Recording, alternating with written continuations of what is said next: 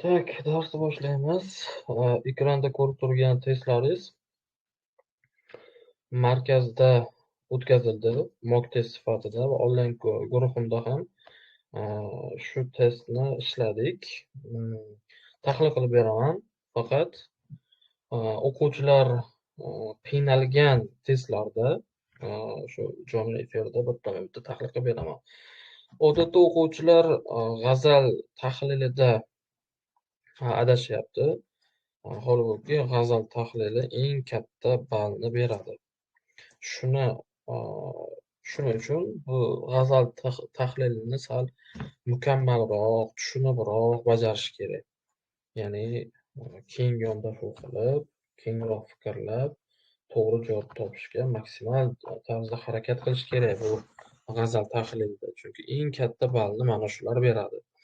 Odatda o'quvchilar natijasini ko'ryapman, titullarida yopiq testlari to'g'ri. Mana bu 36, 33 va undan keyingilari deyarli hech kim xato qilmaydi. Tepadagi birinchi testdan boshlab 16 testgacha grammatik testlarni deyarli kamdan kam xato qilishyapti. Buni tushunishadi. Endi ba'zi bir o'quvchilar o'zini texnik xatosini hisobga olmasa, savolni noto'g'ri tushunib olib, noto'g'ri tahlil qilish hisobiga noto'g'ri chiqib qolishi mumkin. O'shaning uchun birinchi o'rinda savolni to'g'ri tushunish kerak. Savolni to'g'ri tushunib olish kerak. Testda savolda nima so'ragan bo'lsa, aynan o'sha narsa bo'yicha javob topishga harakat qilinadi. Ba'zi bir o'quvchilar esa nima qiladi? Savolda so'ralmagan narsani topishga harakat qiladi. Ba'zan she'riy parcha kelib, ushbu gapda qanaqa she'riy san'at qo'llangan desa, o'sha savolida aytadi. Tagiga chizilgan so'zda qanaqa she'riy san'at bor deydi. O'quvchi esa shoshiladi yoki boshqa bir narsa hisobiga o'sha baytda birinchi misra bilan ikkinchi misrani o'pishni hisoblaydida, keyin ichidan boshqa she'riy san'atni chiqaradi va kalitiga yozadi. Holbuki u ham noto'g'ri bo'lmaydi. Lekin bizada aynan o'sha tagiga chizilgan degan joyini beparvolik bilan o'tkazib yuboradi. Bu texnik xato deydi, o'zini aybi. Eshitib turibsizlar, onlayndagilar, markazdagilar kim kirgan bo'lsa zapsdan ko'radi. O'shaning uchun xayollaringizni yig'ishtirib savolda so'ragan narsani qil. Sizlar nima uchun bunaqa xato kelib chiqadi? Mana bugungiga qadar sizlar ko'p mock test ishladinglar. Juda ko'p mock test ishladinglar. Sizlarda shartli refleks bo'lib qoldi.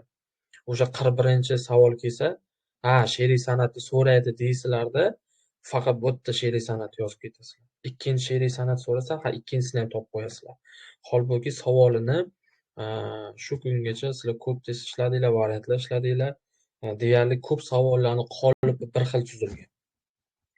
Lekin imtihonda bu qolipga tushganingiz bilan imtihonda savolni sal chalg'ituvchi qilib berishi mumkin. O'shaning uchun savolni oxirigacha o'qiysizlar. To'liq savolni o'qigandan keyin, nima so'rayotganini bilgandan keyingina keyin javob yoziladi, kalitga, titulga yoziladi. Masalan, xo'sh, mana bu yerda nima deyapti? Xo'p. Mana 42-testda masalan ajratib ko'rsatilgan so'zlar yordamida deyapti-da. Bir ular o'quvchilar bor. Misol uchun mardum kabi deyapti-da. Kabi orqali bu tashbih she'riy san'atida ham hosil qilsa bo'ladi. Tashbih. Aslida bu yerda tashbih noto'g'ri emas, to'ppa-to'g'ri, xato emas. Lekin sizlarda mana A javobga yoki B javobga tashbih yozsang, baribir sizlarga ball bermaydi. Ming chirangani bilan. Nega? Chunki sendan konkretniy qilib so'rab turibdi. Ajratib ko'rsatilgan o'sha qora ko'zimni shuni tayi chizilgan. Imtihon kuni ham shuni tayi chizib qo'yadi. Aynan shuni so'ragan bo'ladi. Keyin ba'zi bir holatlarni kuzataman. Ikki quloqlaringiz bilan qo'yib olinglar, imtihon yaqin. She'riy parchada qofiyani tahlil qiling degan savol keladi-ku, doimgi 43-savolda. raviyni so'raydi. Mana A javobda raviyni so'raydi, B javobda esa qofiyani turini so'raydi. To'g'rimi? Odatda shunaqa. Hamma shunga o'rganib qo'ygan. Odatda shunaqa. Lekini bor. Davlat test markazi hozir BMB deydi. Men DTM deyishga o'rganib qo'yganman. O'sha DTM o'quvchini diqqat e'tiborini tekshirish uchun, bilimini tekshirish uchun mana shu 43 savolni salgina o'zgartirib qo'yadi. Ya'ni qanaqa? Shunaqa she'r tayyorlaydi, shunaqa bir parcha tayyorlaydi, ya'ni o'zi bir bayt tayyorlaydi. Uni ichida ichki qofiya ham bo'ladi. O'zi qofiyalarning turi mutlaq va muqayyat. Lekin tuzilishga ko'ra u ham ikkiga bo'linadi-da. Ya'ni qanday? Mana bu shaydo, paydo bu asosiy qofiya bo'ladi. Nima uchun bu asosiy qofiya? Chunki qofiya she'riy misrani oxirida keladi. Mana bu yerda qilg'ali bilan qilg'ali radif bo'lib kelgan. Radifdan oldinda joylashadi. Uni odatdagi joylashuv o'rni shu yerda. Va shaydo, paydo misrani oxirida keladi. Bu asosiy qofiya deyiladi. Asosiy qofiya deyiladi. Shunaqa she'r tayyorlab qo'yadi. Misrani boshidagi, misol uchun ulki, shulki degan so'z tayyorlab qo'yadi. Ulki, shulki. Ana bu ham qofiya bo'la oladi. Yoki o'rtasida, Boburda bor ediki, eslanglar, mendek, sendek, yori, zori degani tarsi she'riy san'atini hozir qiladi, tagma-tag qofiya tushishi. Mana bu yerda misol uchun etdi, mana pastga bo'lsa yetti so'zini yozib qo'yadi. Bu ana shular ichki qofiya bo'ladi. Ulki, shulki, etdi, yetti so'zlari misol uchunda bu ichki qofiya bo'ladi. Ichki qofiya bo'ladi. Mana bu oxirida kelgani shaydo bilan paydo bu asosiy qofiya. Endi savolni o'shanga moslab tuzadi keyin. Savolni o'shanga qarab moslab tuzadi. Ba'zi variantlar mana ABC'li variantga ham keladi, yuqorida 16 tani ichida keladi. A javobda deydi. Misol uchun to'g'ri javobni toping deydi-yu. She'riy misra bergan, to'g'ri javobni toping deydi. Mana shaydoda O tovushi raviymi? A javobda aytadi. O tovushi virgul. Mayli, etdi, yettida asos T tovushi bilan tugaydi. Keyin T tovushi. Keyin ulki, shulkida asosan L tovushi bilan tugaydi, to'g'rimi? L tovushi bilan O, T, L tovushlari raviy vazifasida kelgan deb qo'yadi A javobda. Aslida mana shu to'g'ri javob bo'ladi. O'quvchi nima xato qiladi? Oxirgi qofiyaga qaraydi. O tovushini ko'radi, raviyni topadi-da, deydi. Bu yerda bilan T bilan L ni yozib qo'yibdi-ki, qanaqa qilib deydi. Buni bunday o'chirib qo'yadi-da, bo'ldi. A javobni sirazi o'chirib qo'yadi. Aslida to'g'ri javob edi bu. Aslida to'g'ri javobchi edi. Keyin u B javobni tahlil qilishga harakat qiladi. B'dan ham, C'dan ham, D'dan ham topa olmaydi. Keyin ikkilanadi. Mana ikkilanish nimaga olib keladi? O'zingizni texnik xatoligingiz tufayli. Holbuki o'quvchi qofiyani mutlaq muqayyatligini biladi. O'rgatgan bo'lsa, o'qituvchisi biladi. Faqat u nimani hisobga olmaydi? Hisobga olmaydigan joyi ichki qofiyani hisobga olmaydi. Faqat u asosiy qofiyaga qarab qo'yadi. Yoki mana buni o'chirib turadi, misol uchun boshqacha savol tayyorlaydi. Qanaqa? B javob deydi, mana yana B javobda aslida o'sha B javob to'g'ri bo'ladi. Ushbu misrada deydi, shaydo bilan paydo muqayyat, to'g'rimi? Bu muqayyat qofiya. Etdi, yetti T tovushi bilan tugasa bu mutlaq. Ulki, shulki bo'lsa mutlaq. Bo'ldi, B javobda shunaqa narsa yozadi. Ushbu parchada deydi, ham muqayyat, ham mutlaq qofiya qatnashgan deb yozadi. Keyin o'quvchi nima qiladi? Qarayapti, shaydo, paydo, O tovushi. Undan keyin hech qanaqa qo'shimcha kelmayapti. Demak, bu muqayyat deydi-da, mutlaqni ustini tap-bitta o'chirib qo'yadi. Bo'ldi, B javobni sirasi chiqarib tashlaydi. Aslida to'g'ri javob bo'ladi bu. Chunki ichki qofiyada mutlaq qofiya kelgan, shaydo bilan paydo esa bu muqayyat qofiya bo'lgan. Ana shuni hisobga olish kerak. Prosta men o'quvchilar qilayotgan xatosi. Bu texnik xatolar deyiladi. Va mana shu she'riy san'atda ham sizdan konkret so'ragan narsani bajarish kerak. Va mana bu yerda ham ba'zan 41-savolda qanaqa keladi? Mana o'quvchilarni qilayotgan xatosini men ko'raman, tahlil qilaman. Nima uchun bu shu narsani mana bog'lovchi qo'yish kerak, vosita qo'yish kerak. Vosita qo'yishni biladi u. Biladi. Qulog'ini tagiga olib borib aytish kerak o'shalar o'quvchilar. Sen bilasan, to'g'ri topgansan. Misol uchun chunkimi, negakimi, shuning uchunmi, ammo lekin biroq qo'yasanmi va bog'lovchisini qo'yasanmi, qo'yishni bilasan. Lekin sen savolni to'g'ri o'qishni bilmaysan. Nima bo'ladi? Birinchi va ikkinchi gapni qanaqa vosita bilan bog'laydi? Bu nima uchun? Shunaqa qirqirga taylaydi, uchinchi gapni ham qo'shib qo'yadi. Uchinchi gapni ham qo'shib qo'yadi. Endi qaysini bog'lasam deydi keyin. Yoki u texnik xato qiladi, faqat bir bilan ikkini bog'lab qo'yadi. Asli savolda nima deydi? Savolda agar 3 ta gapli bo'lsa, ikkinchi va uchinchi gapni qanday grammatik vosita bog'lagan deydi. Aslida sen 2 bilan 3 ni bog'lashing kerak edi. 1 bilan 2 ni emas. Mana savolga ham qarash kerak. Faqat men har safar oxirgi kunlarda o'quvchilarga aytayapman, sen texnik xato qilyapsan. Sen texnik xato qilyapsan. Nima uchun? Chunki shu vaqtgacha qancha vaqt tayyorlangan bo'lsang ham, 4 oymi, 5 oymi, 6 oymi, 1 yilmi qancha tayyorlangan bo'lsang ham, sen faqat variantlarni ishlading. To'g'rimi? Mock testlarni ishlading. Variant shunaqa tuzilganki, mana sizlar qo'llar sotib olgansizlarki, qo'llaringizga pistovoncha o'qituvchini milliy sertifikat variantlar to'plami bor. U o'qituvchi, u DTMni anonsi emas. DTMdagi testolog emas u. Oddiy repetitor, menga o'xshagan repetitor u. U tuzayotgan testlarni qolipini bir xil qiladi. Masalan, 41 da birinchi va ikkinchi gapda qanday grammatik vosita bog'lagan deyaptimi? O'sha to'plamida 30 ta variant bor deylik. 30 tasini ham mana shu ajobni mana kompyuterda Word variantida shuni kopirovat qiladi. Kopirovat qiladi, shuni yozib o'tirishga erinadi. Kopirovat qiladi-da, ikkinchi variantga выставить qilib oladi. Ya'ni qo'yadi. Uchinchi variant tuzguncha yana kopirovat qiladi, yana выставить qiladi, yana kopirovat, yana выставить qiladi. Ana shunaqa. O'shaning uchun o'quvchi bitta qolipga moslashib qolgan. Ya'ni savolni, masalan, o'sha birinchi variant ishlayapti, birinchi bilan ikkinchini bog'lashim kerak. Birinchi variant ham shunday, 30-variantgacha shunaqa ishlagan. Imtihonga kirsang nima bo'ladi, bilasan? Imtihon yaqinlashdi, lekin imtihonda o'sha variantdagi to'plamda qanaqa yozgan savol bo'lsa, xuddi o'shanaqa kelmaydi. Sen savolni o'qishing kerak. Javobni topish prinsipi bir xil, lekin savolda boshqacha narsa so'ragan bo'ladi.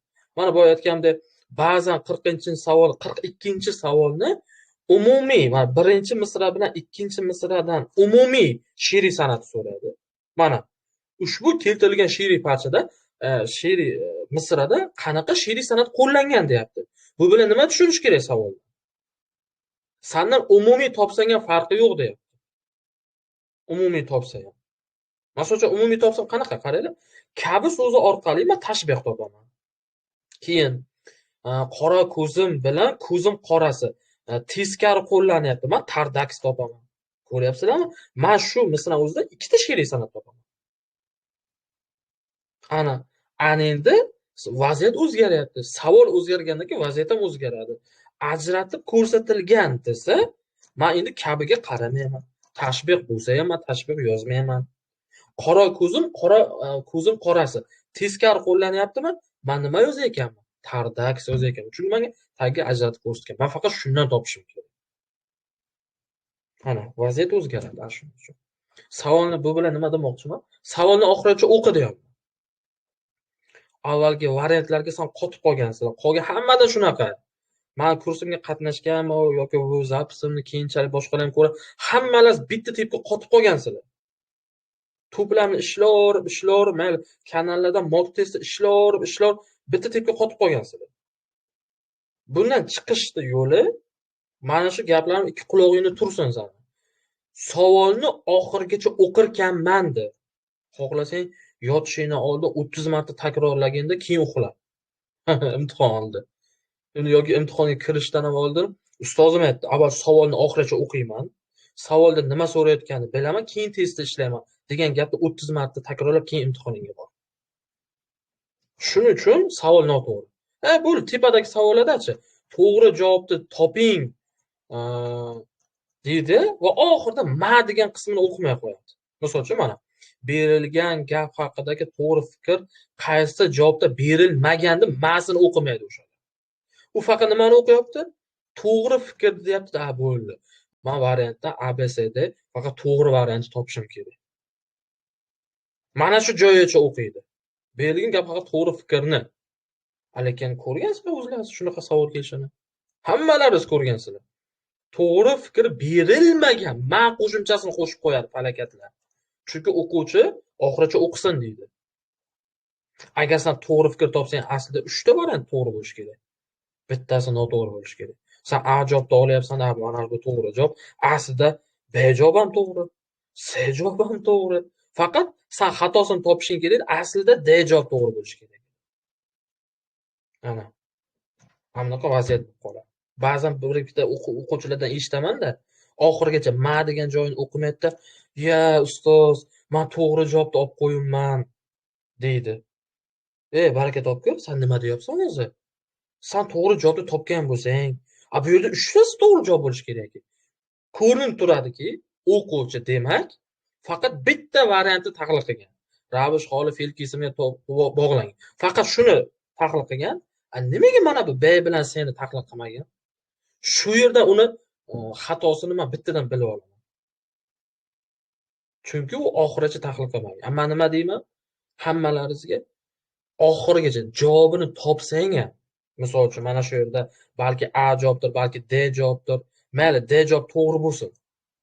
To'g'ri bo'lsa ham, sen qolgan A bilan, B bilan C javobni noto'g'riligini isbotlashing shart imtihon kuni. Tushundingmi? Imtihon kuni isbotlashing shart. O'zimni o'quvchilarimga qarab aytaman, agar isbotlasang, isbotlamasang, qo'pol qilib aytsam, mazangni qochiraman. Mazangni qochiraman. Hozir deyarli hamma mavzu o'tilgan, tushuncha bor, yaxshi ishlashadi. Sizlarning savolni to'g'ri tushunmaganlaringiz neto bo'lyapti. Xafa qilaman, aytib qo'yaman. Jiddiy aytyapman, chunki imtihon yaqin. Xafa qilaman. Savolni oxirigacha o'qiysan, bu bir.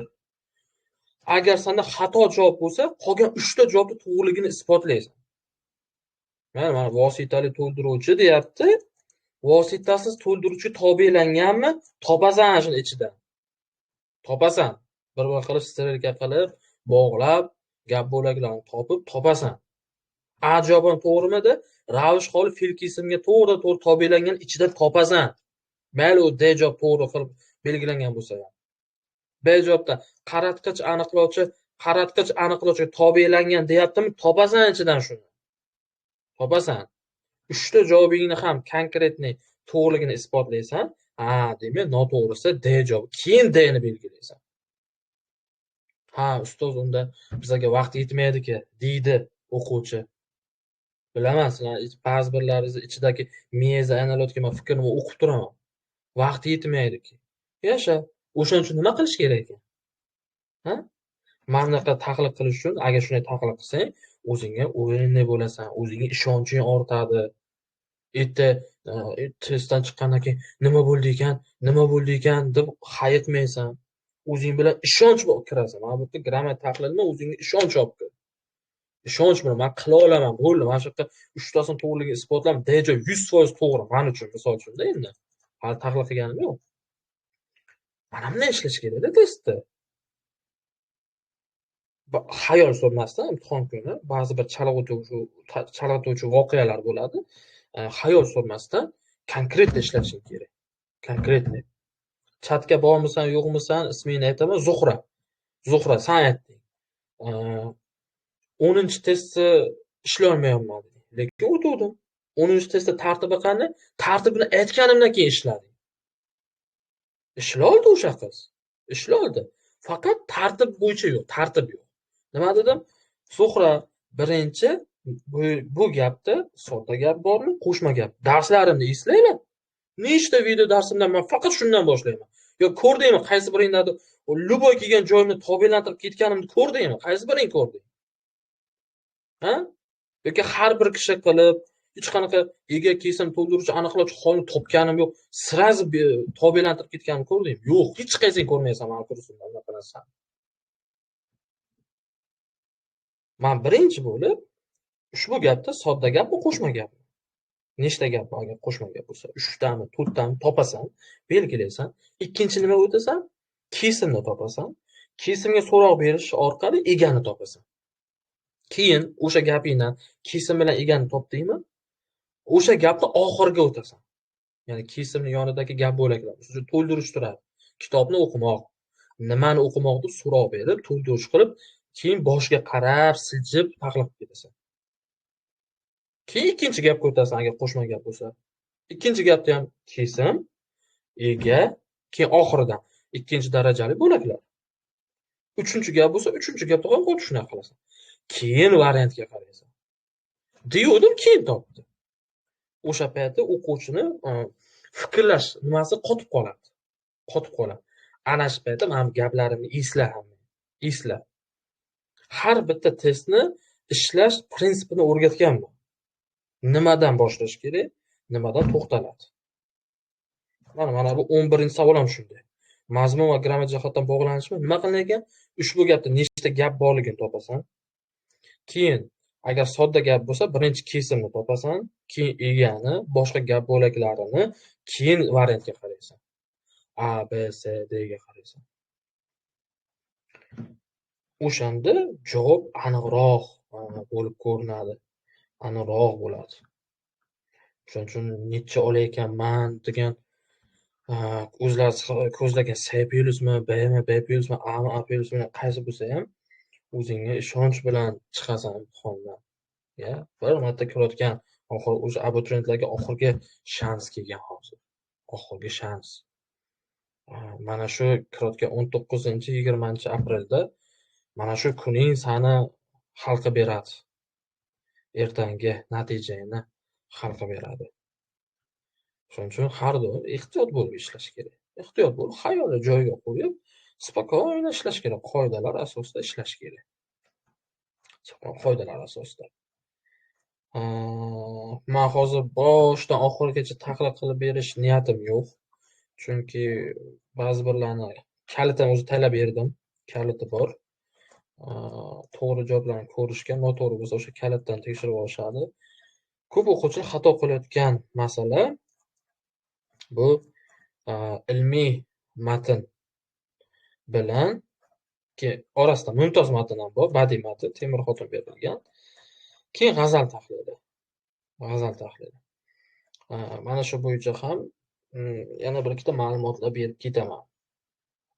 Ba'zi bir ma'lumotlar berib ketaman. Xo'p. Boshqa bir g'azaldan boshlay qolay. G'azaldan. Xo'p, 28 ga nima deyapti? Matla. Nomini bilasizlar. Birinchi bayt matla deydi. Oxirgi bayt maqta deydi.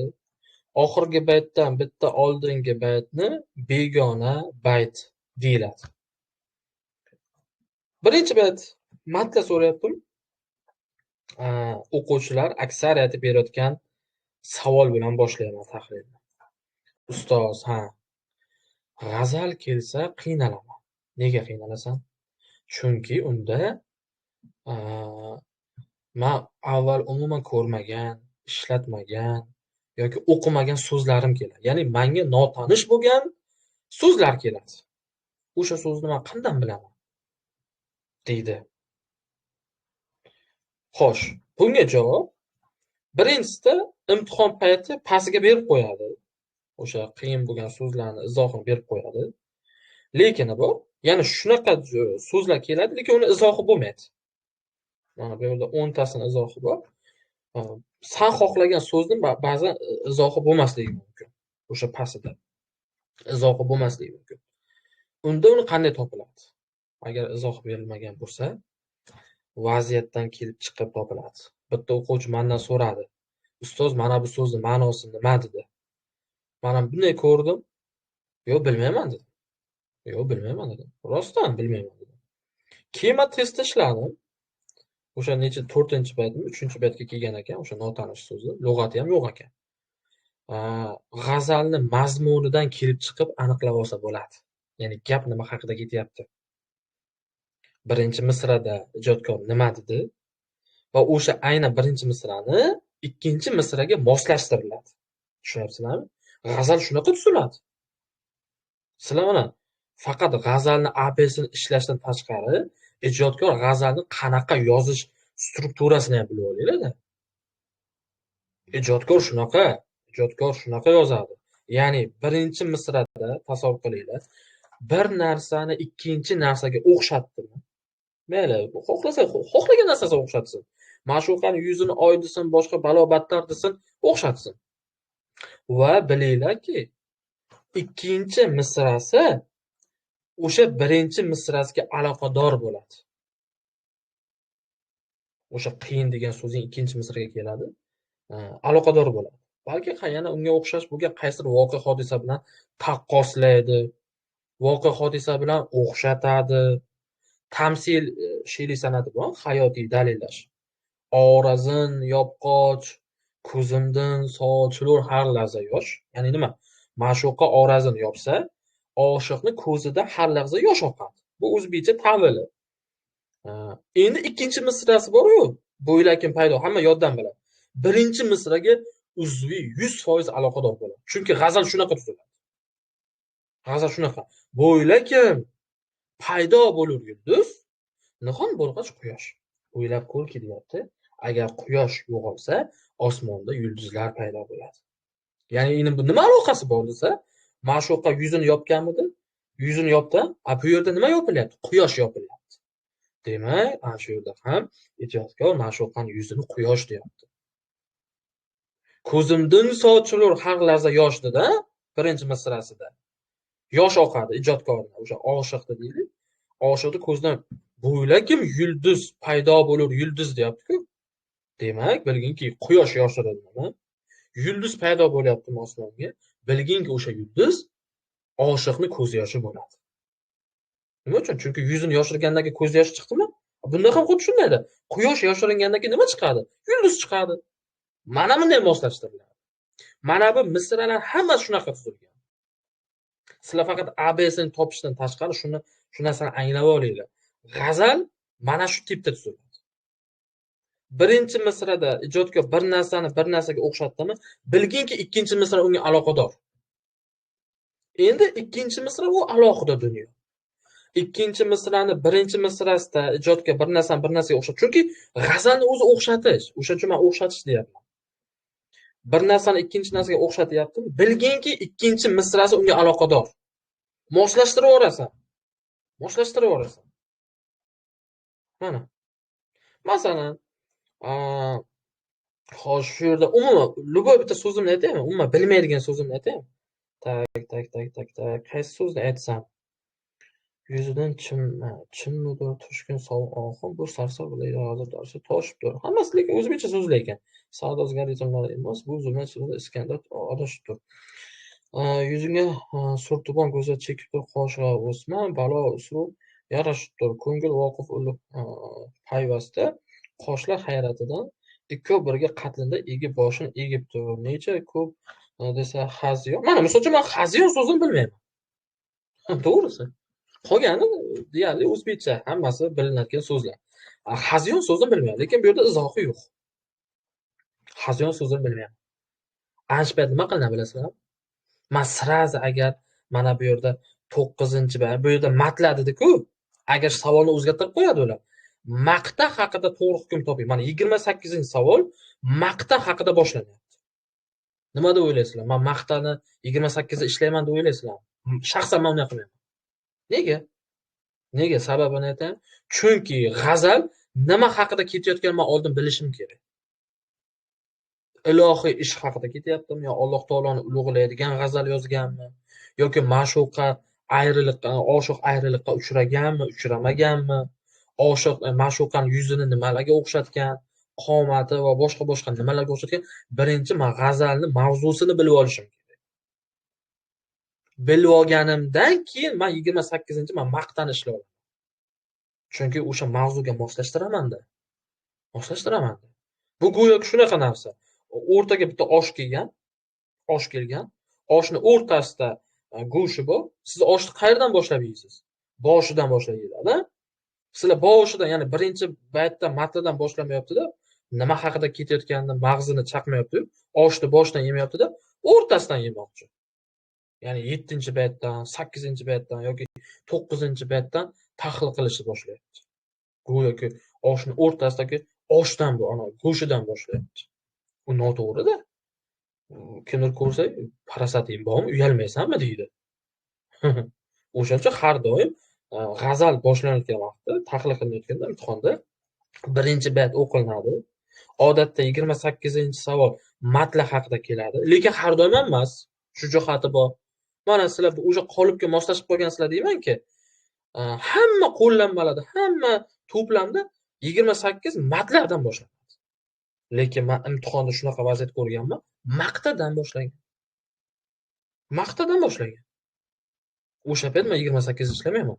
Qarayman, mana 29 ga ikkinchi bayt ana.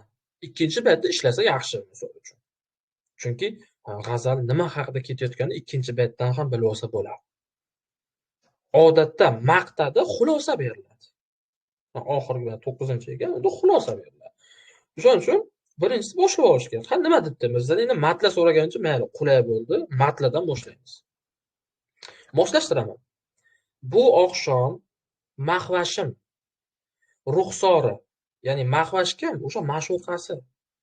Bu oqshom degani kechasi. Men shom paytini tushunaman. Ko'ryapsizmi? Men har bitta so'zni yana bitta narsani aytib ketay. Imtihonga kirganlaringizda sizlar g'azaldan katta ball, o'zi 2,5 eng katta ballni shu beradi. Zo'r ishlamoqchimisan, javobing 100% to'g'ri chiqishini xohlaysan, har bitta so'zga izoh ber. Har bitta so'zga izoh ber.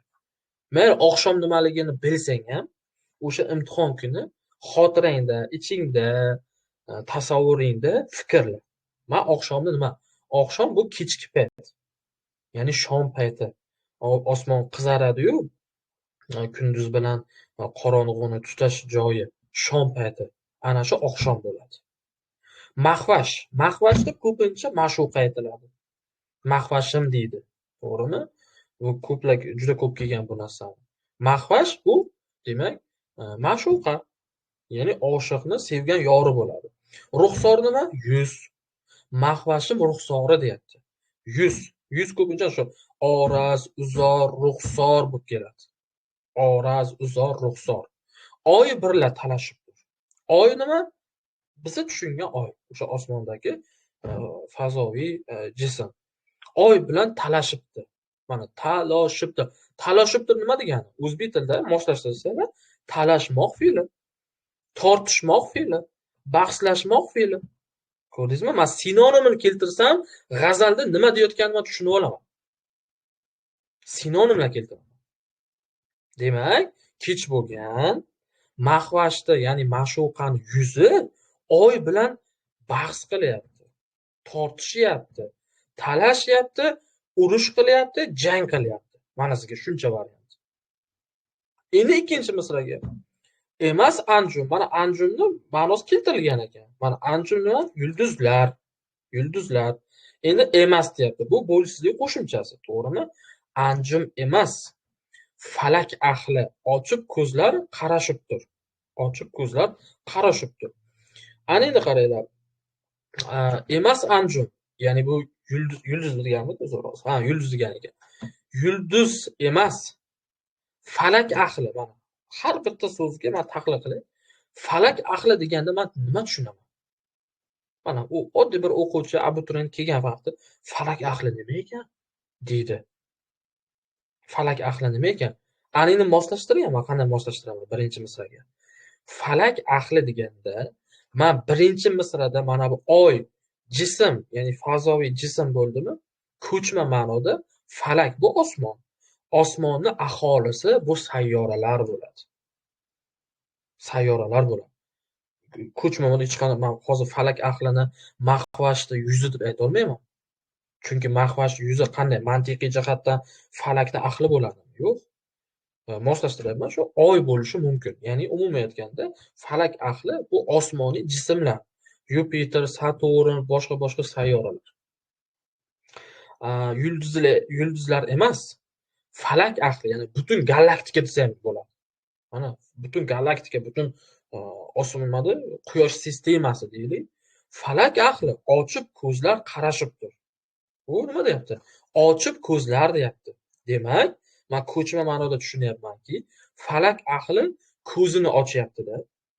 Ya'ni nima edi o'sha? Butun galaktiyadagi sayyora ko'zini ochyapti-da, qarashibdir. Qarashibdir nima qanday tushundim? Birinchi ma'nosi, mana kimdir bir-biriga yordamlashadi. Ha, menga qarash bor deydi-ku. Endi shunaqa ma'noda keldi o'ylaysizmi? Yo'q. Bu yerda menga yordam ber, menga qarashib yubor degan ma'noda kelmayapti. Ko'zi qarashmoq degan fe'l bor. Ko'z qarashdi deydi-ki, ko'z qarash degani ko'ziga katta bir nur kelsa, ko'zi qarashib ketadi. Ya'ni ko'zi og'riydi shunday.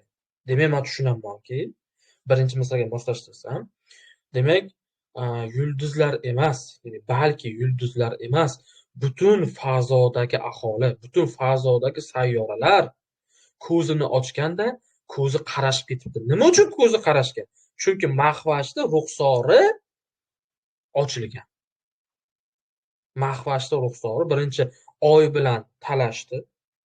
Keyin oy bilan talashgandan keyin faqat bitta anjum emas, faqat bittagina sayyora emas, butun falak ahli ko'zini ochganida Mahvashga qarayman deb qarashib ketibdi. Ko'ryapsanmi qanday ma'no chiqaryapman? Chunki hali men ABSga qaramadim. Endi qaranglar mana. Javobni chiqarib tashlash taktikasini ko'ringlar. Hukmni aniqlaydigan, ya'ni to'g'ri hukmni aniqlaydigan A javobga mana tepada yuqorida qanaqa tushungan bo'lsam, ya'ni nima deydi, qo'pol qilayotgan dehqoncha. Dehqonchasi qanday tushungan bo'lsam, shuni qidiraman ichida. Ma'shuqa husn bobida falak ahlidan ham ortiq ekanligi bayon qilingan. Ya'ni husn bobida haqiqatan u yuzini ochdi.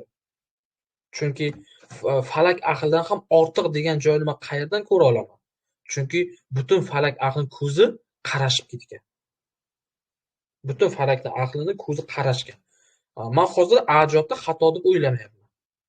Lekin B javobni tahlil qilishim kerak. Yorning ko'zlari qoralikda tundan ham qora deb aytdikmi? Yo'q. Qoralikda ham demadi, tundan ham qora demadi. Ko'rdinglarmi? O'z-o'zidan chiqib ketadi.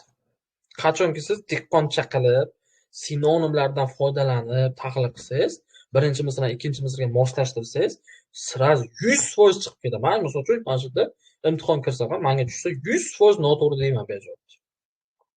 Любой test olib olib kelsin. Men dokazat qilib bera olaman. C'da ma'shuqa go'zallik bobida oy bilan bahslashib qolgani bayon qilingan. Ana, qaranglar. Endi A javob bilan C javobga. A javobda nima deydi? Ma'shuqa husn bobida. Husn bobida. Husn nima edi? Yuz degani. Husn degani yuz degani. Ma'shuqa go'zalligi nima? U go'zallik option. Men husn deganda boshqa narsani tushunaman. Go'zallik deganda ma'shuqani qo'li, oyog'idan tortib boshigacha bo'lgan butun tanasi go'zalligi nazarda tutilyapti. Men hozir C javobni chiqarib tashlayman. Nega? Hozir kimdir C javob topib qo'yadi. Chunki husn bilan go'zallikning farqi bor. Misrada birinchi baytda husn oy bilan tortishganmidi? Ya'ni ma'shuqaning yuzi oy bilan tortishganmidi yoki ma'shuqaning go'zalligi oy bilan tortishganmidi? Aniq aytib qo'ygan. Ruxsori degan. O'shaning uchun C javob chiqarib tashlayman. Yorning kipriklari degan joy keldimi? Yo'q. Jonga o't yoquvchi deb aytdimi? Yo'q. Ko'rdingizmi? To'g'ri javob qanaqa bo'lar ekan? 28 ga 100% A javob to'g'ri bo'ladi. Kimdirlar men haqiqatdan A bilan C javobga ikkilanadi. Axir shunaqa-ku deydi. Yo'q-da. Men ko'ryapsizlarmi? 28 da to'g'ri javobligini topishim uchun menga bitta ana shu ruxsor nima ma'noni ifodalashi menga yordam beradi. Bitta so'z masalani hal qilyapti. Ruxsor nima ekanligi. O'sha 28 ga A javob bo'ladi. Prosta mana shu taktikada foydalanish kerak. Ana shu taktikada foydalanish kerak. Har bir abituriyent ana shuni ishlasa, nasibsa umuman xatolik chiqmaydi. Umuman xatolik chiqmaydi. Xato qilishga ham bo'lmaydi. Xo'p, ikkinchi baytga o'taylik. Mana hali ABSga qaramayman. Ikkinchi baytga nima qilaman? Birinchi bayt haqiqatda ikkinchi baytga, ya'ni uzviy aloqasi bor. Boricha tushunishga harakat qilinadi har doim. Har nima deyapti? Bir uchqundir, quyosh bor, ul maxluqo bor, ruxsori bor, o'ti din bor. Har bitta so'zga izoh berish kerak. Uchqun, uchqun deganda men nima tushunaman? Olovni uchquni. Lekin men birinchi baytni tahlil qildim. Men birinchi bayt tahlil qilganimda olovni uchquni deb o'ylamayapman. Nega? Mana bu oydan, quyoshdan, butun falak ahli, ya'ni butun sayyoralardan chiqayotgan uchqun bor. U nima edi? Nur. Nur ko'pincha uchqun deyiladi. Ko'rdingizmi? Kimdirlar mana bu yerdagi uchqunni o'z ma'nosidagi olov uchquni deydi. O'tin yoqasiz, o'tindan chiqqan uchqun deb tushunadi. Lekin men unday tushunmadim. Nimani hisobiga? Chunki birinchi baytni tahlil qildim-da. Bir uchqundir, quyosh. Mana quyosh aytgan ekan-ku o'zi, mana. Haqiqatda ko'ryapsan? Ko'rdingizmi? Demak, bu uchqun quyoshning nuri bo'lyapti. Mana. Bir uchqundir quyosh, quyoshning nuri bo'lyapti. Ul maxluqo kim? Ul o'sha degani, maxluqo degani, maxluqot degani. Maxluqo, ya'ni o'sha ma'shuqa nazarga tutilyapti. Maxluqoni ruxsori, ya'ni o'sha maxluqoni yuzi o'tidan. Endi o'tidan nima qanday tushunishim kerak? O'tidan so'zini men o't, ya'ni olov ma'nosida tushunishim kerak. Bu bir. Ikkinchisi, o'tmoq fe'lida tushunishim kerak. To'g'rimi? Keyin o't degan yerda o'sayotgan maysa ma'nosida tushunishim kerak. Endi qaysi birini qo'ysam yaxshiroq chiqadi jumlada. Bir uchqundir, o'sha quyoshning bir uchqunidir, ul maxluqo ruxsori. Ana o'tidan. Ya'ni men shunday tushundimki, maxluq o'sha ma'shuqani ruxsoridan, yuzidan chiqayotgan nur bor-ku, ya'ni o'sha nuri go'yoki bu quyoshning bir uchqunidek deyapti. O'xshatishni qarang. Yuzidan chiqayotgan nur go'yoki quyoshning uchqunidir deyapti. Uchqun, ya'ni o't. Endi bu olov ma'nosida kelganda, o'sha olov bu uchqun. Men shunday tushundim hozir. Endi ikkinchi misolga o'taman. Shuni endi men moslashtiraman. Chunki g'azal shunaqa tuziladi. Shafaq emas. Men shafaq deb nimani tushunaman? Masalan, kimdirlar bu so'zni eshitgan, eshitmagan yoki biladi, bilmaydi. Misol uchun men yoshligimda men ham shafaq so'zini yodlamaganman. Men repetitorlik mana shu milliy sevkada kelib, shafaq mana bunaqa deb o'rgatmayman. Prosta hayotiy tajriba. Ozroq kerak va kitob ko'p o'qish kerak. Ko'proq so'zlarni nima bo'lsa, ilmiy bir narsalar, videolar ko'rsa, shu shafaq so'zi baribir ishlatishadi. Men shafaq deganda nima tushunaman? To'g'risini aytay, men shafaq deganni momomdan eshitganman. Qaysiga aytarkan, momom aytardi, bobom aytardi deydi-ku. Buni men momom aytgan. Shafaq deb momom bir aytadilar. Shom payti bo'ladi-yu, shom payti quyosh botsa, o'sha qip-qizil rangga kiradi. Qip-qizil, xuddi qonga o'xshaydi. Qip-qizil shom payti bo'ladi. Ana shuni shafaq deyiladi. Quyosh botayotgan, quyoshning nuri so'nayotgan paytni shafaq deydi. Ya'ni nurda, go'yoki bu ham nur. Faqat so'nib borayotgan nur. Shafaq emas. Bu shunaqa nurki deyapti. Bu shafaq emas. Ya'ni shafaqda aytdim, so'nib borayotgan nur. Bu shafaq emas. Falak dominiga, ya'ni domonig'a o't tutashibdir. Demak, domoni nima ekan? Men domon so'zini bilmayman. Etak ekan. Domon so'zi etak ma'nosida. Demak, u shafaq emas. Falak etagiga. Falak etagi nima tushundim? Falak bu osmon bo'lsa, falakni etagiga. Etak nimaligini bilasizlarmi? Etak nima deb tushuntirsam? O'zlaringiz bilasizlar lug'aviy ma'nosi. Etak nima? O'sha oshxonada ovqat qilayotgan paytda etak, fartuk deymizmi? Fartuk, etak xullas. Mana paxta terishadi, paxtani ham orqasida etakka solib ketiladi. Ya'ni to'dalam solinuvchi narsa. Falak etagi, ya'ni falak butun osmonga demoqchilar xullas. Etak so'zini jamni chuqur tahlil qilish shart emas. chunki ko'chma ma'noda kelgan. Falak etagiga ul. Ul kim? Ma'shuqa. Ul o't tutashibdi. O't tutashibdi degani o't ketdi degani. O't ketdi. Men shuni tushundim. O't tutashdi. Nimani hisobiga o't tutashyapti? Chunki boya aytdim, har doim birinchi misra ikkinchi misraga aloqasi bo'ladi. Chunki ma'shuqadagi yuzidagi nur go'yoki bu quyoshning nuriga o'xshatiladi. Ana endi u ma'shuqa yuzini ochganida nur chiqyaptimi? U oddiy shafaqqa o'xshagan nur emas. Butun falakni etagini olovga to'ldirib tashlovchi o't tutashib ketdi deyapti. Tasavvur qilinglar. Ya'ni ma'shuqa yuzini ochgan, undagi shunaqa bir issiqlik, shunaqa bir uchqun paydo bo'lganki, butun falak etagini o't tutashgan, ya'ni yonib ketgan desa ham bo'ladi. Butun falak yonib ketdi desa ham bo'ladi. Ana qanday tushunish kerak. Bemalol haqiqatda birinchi misra ikkinchi misraga aloqador joyi bor. Endi variantga qaraymiz.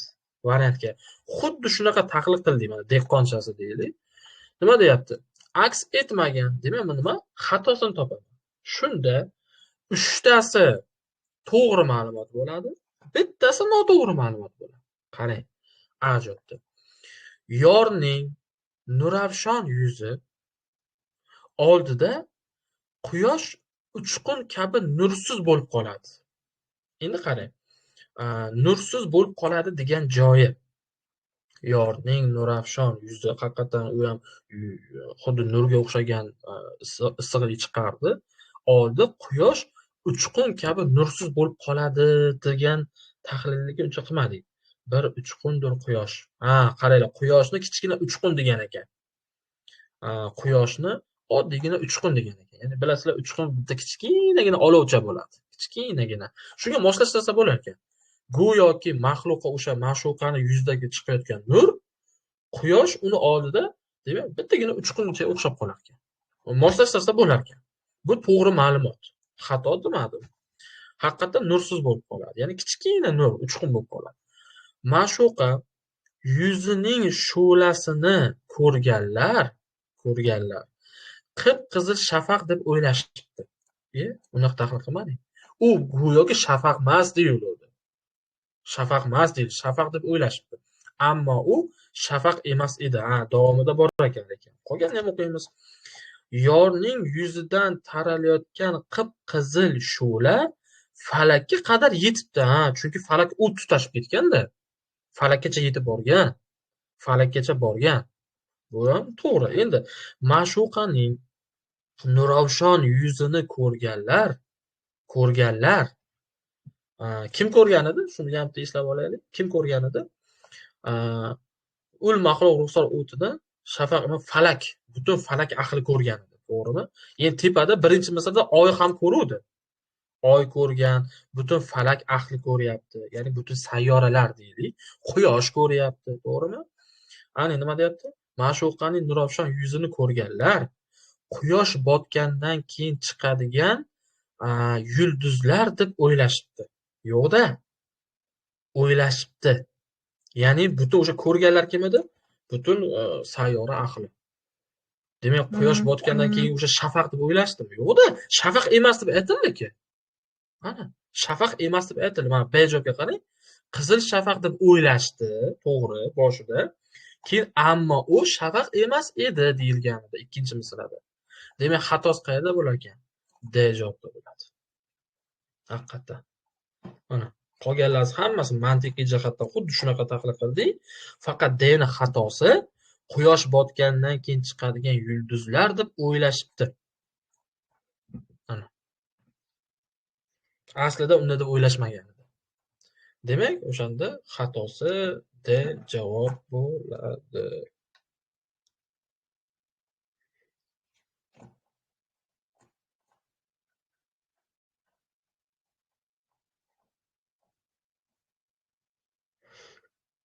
Xullas, shunaqa.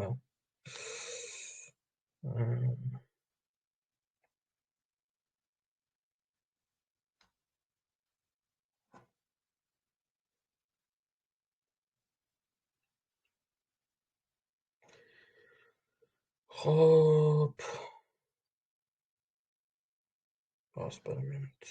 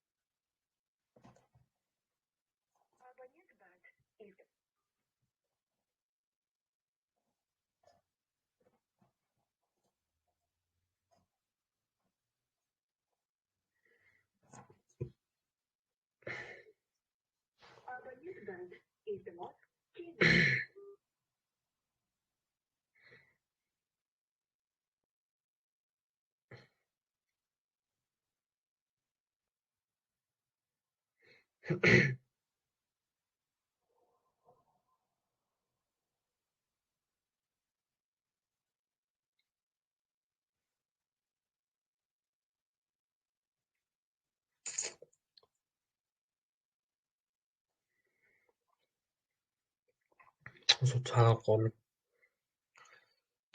qoldik.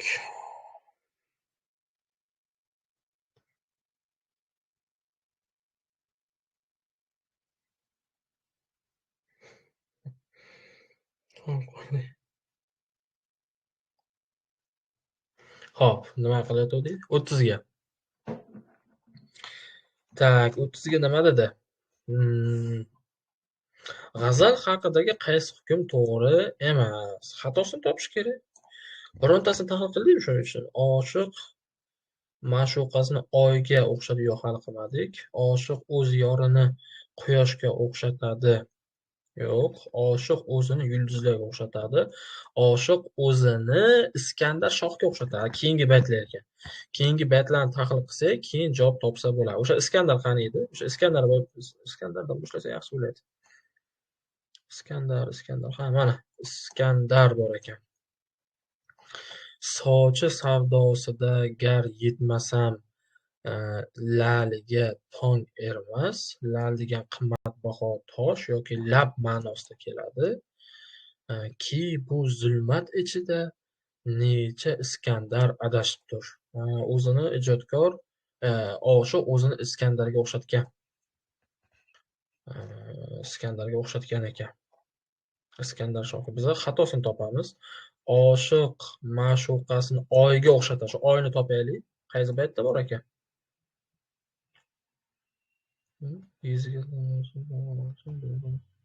Vaqtning balo usuvi yarashibdir. Ko'ngil bo'lib ovqat qayg'usi qo'shlar hayrati ikki boshi engashibdir.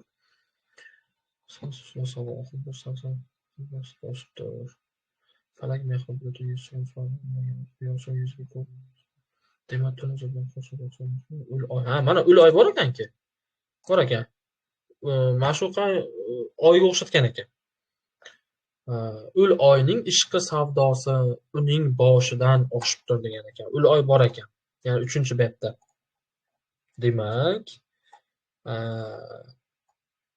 oshiq ma'shuqasini oyga o'xshatgan. Bu ma'lumot bor. Ma'lumot ham bor. Bu ham keltirilgan ekan. Endi Seda oshiq o'z yorini quyoshga o'xshatadi. Quyosh deganmidi? Qayerdadir ko'rdim. Mana. Dema tun zulmati. Ya'ni ma'shuqani tun zulmati dema. Xurshidi ruxsorin nihon etmish degan. Ya'ni xurshid ruxsori. Xurshid nima? Quyosh. Quyosh yuzini nihon etdi, ya'ni yashirdi. Ma'shuqa endi yuzini yashirgan ekan. Chunki xurshid bu quyosh degani. Demak, ma'shuqani quyoshga o'xshatilgan va uni ruxsori ham yopilgan. Ya'ni chehrasi, ruxsori yopilgan. Xullas, ma'shuqani xurshid degan ekan. Ul oy degan ekan. Oyga o'xshatgan xurshid degan ekan. Tak bu ham bor. Oshiq o'z yorini quyoshga o'xshatgan. Endi bitta javob qolyapti. Oshiq o'zini, qaranglar, o'zini degan yulduzlarga o'xshatganmi? Qani, yulduz degan joyi bormi? Xo'sh, 4 ta. Falak mehri bulutdan Yuziga chekmas pardaviy mushkun, magar boqib quyoshim yuziga ko'zi qamashibdir. Yulduz kelmadi. Yuzida chinmidur har sari tushgan sovuq oqimdan bu sarsar birla yo'q esa g'azab daryosi toshibdir. Yo'q bunda ham. Sochi savdosida gar yetmasam la'liga to'n emas. Ki bu zulmat ichida nechasi yo'q bunda ham. Bu Iskandarga o'xshatgan. Yuziga surtibon g'o'za nima ekan? G'o'za degani upa ekan. Bezak surtsa, chekib tur qoshig'a o'sma, ya'ni qoshiga o'sma qo'ysa, bu ziynatlar unga vahni balo usro yarashibdir. Juda yarashgan unga deyapti. Lekin yulduz demayapti o'zini. Ko'ngil bo'l voqif ul payvasta qoshlar hayotidin kim? Ikkov bir-biriga qatlinda ega bosh yo'q, yulduz demayapti-ku. Necha ko'p desa xazyon ogahiniki ekan. Har kecha tong yo'q kim? Ul oy savdo, ya'ni ma'shuqani ul oy debdi. Fikri birla aning aqli. Xullas, mana to'g'ri javob D bo'lar ekan. Hech qachon hech qaysi paytda oshiq o'zini yulduzman demagan ekan. 30 ga D javob to'g'ri bo'ladi. 31 ga g'azalda shoir ma'shuqaning qaysi a'zosini tasvirlayotganda u oshiqni o'ldirish uchun qasd qilgan. Hozir ko'rdim shuni. Mana bu yerda ko'rdim. Tak. Qayerda ko'rdim? Mana buni deyman-a. Tak. 8-baytda ko'rdimmi deyman. Shunday. Tak. U oshiqni o'ldirish uchun qasd qilyapti. Ya'ni ma'shuqani qaysi tana a'zosi? Tak. Vahni balo usru yarashibdir. Chekibdi yuziga. Xo'p, ko'ngil bo'l voqif ul payvasta. Qoshlar hayati, mana qosh bor ekan. Qoshlar hayatidan kim? Ikkovi deyapti. Ya'ni ikkita qosh, tasavvur qilaylik, ikkita qosh bir-biriga qatlingda egib boshingni kengashibdir. Ular ya'ni ikkita qosh kengash qilib olibdi. Bir-birlar bilan maslahat qilib, nima maslahat qilgan? Boshini egib qatlingda deyapti. Demak, boshini egib qatl qilishga o'zi kengashib olgan degan ekan. Qosh ekan bo'ldi. Qosh degan javob kerak bizga. To'g'ri javob C bo'ladi. Lalmas, ko'zmas, kiprikda aytma, qoshda aytdi. C javob bo'ladi. Quyidagi qaysi fikr maqtada aks etgan, ya'ni eng oxirgisi bayt. Necha ko'p desa xazyon. Xazyon so'zini bilmayman. Necha marta ko'p desa xazyon. Mana nima bo'lgan taqdirda ham ogahiy. Har kecha tong yo'q kim? Ya'ni ogahiyning hayotida shunaqa bir tong yo'qki, ya'ni har kecha shunaqa deyapti. Har kecha tong yo'q kim? Ul oy, ya'ni ma'shuqa savdosi. Ya'ni savdosi nima degan? Ma'shuqa yetishish ilinjisi degani. Ma'shuqa yetish, ya'ni visol deydi-yu. Visolga yetish, ana shu savdo degan. Ul oy savdosi fikri birla. Demak, uni xayolida fikri mana shu ul oyni savdosi bo'lib qolgan ekan. Fikri birla uning aqli shoshibdir. Ya'ni nima degani? To'lib toshibdi. Demak, ogahiyni aqli to'lib toshib ketibdi ekan. Nima sabab? Chunki ul oyni savdosini o'ylabdi, aqli toshib ketyapti. Aqli shoshib qoldi deydi-yu. Bu yerda to'lib toshdi deydi. Bizani o'zbek tilida o'girsa, aqli shoshib qoldi degani. Bu ana shunaqa javob kerak bizga hozir. A javobda. Ma'shuqa o'ziga zeb bergan atir upalar bilan bezangan deyilmadi. U boshqa baytda. Ko'rsataymi qaysi edi? Mana. Tak. Mana qoshiga o'sma qo'yapti, g'o'za qo'yapti. U 7-baytda bu. Bu 7-baytga. Ana shu o'zgartirib qo'shgan. A javob 7-baytda. Ya'ni o'ziga zeb beryapti. Atir upa sepyapti. Lekin maqtada unaqa demadi-da. B javobda oshiq aql hushini mahbubasiga yetishish istagi egallagan holatda. To'ppa-to'g'ri men aytgan variant mana shu.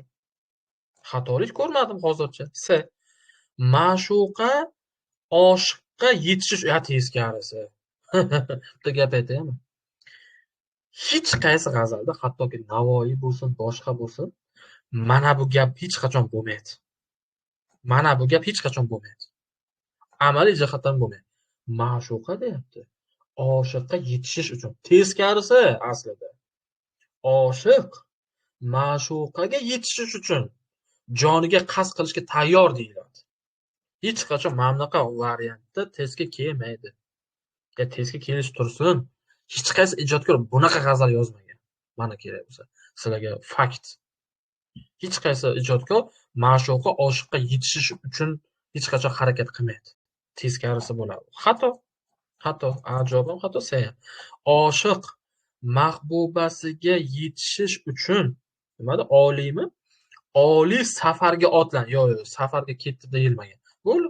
Eng zo'r variant B javob bo'ladi.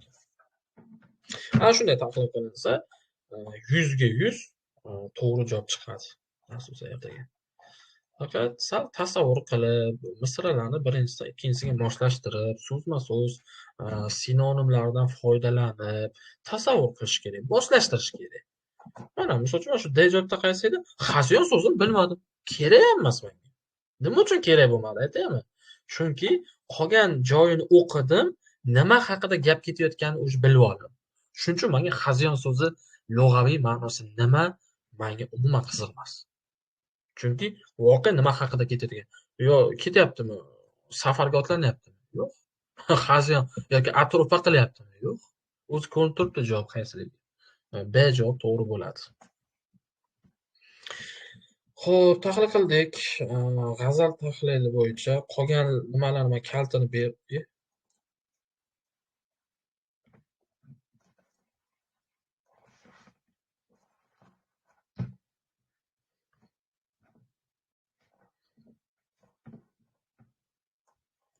ekran qotib qoldi.